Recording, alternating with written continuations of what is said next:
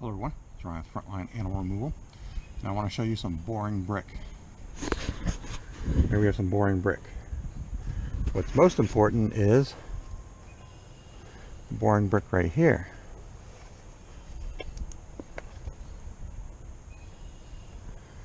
And you can see there's a hole. That's insulation. That right there is a rafter. There's the main part of the chimney. For whatever reason, the builders of this chimney decided to make it extra wide down here. I don't know why. They ran it up to the bottom of the gutter, and they ran it up to the bottom of the eave, but they left it hollow up inside of there, and squirrels figured it out. And they've also figured it out right here. So once they get up inside under this eave, they chewed a hole through what was once the freeze board, and now they are in the house running all over the place.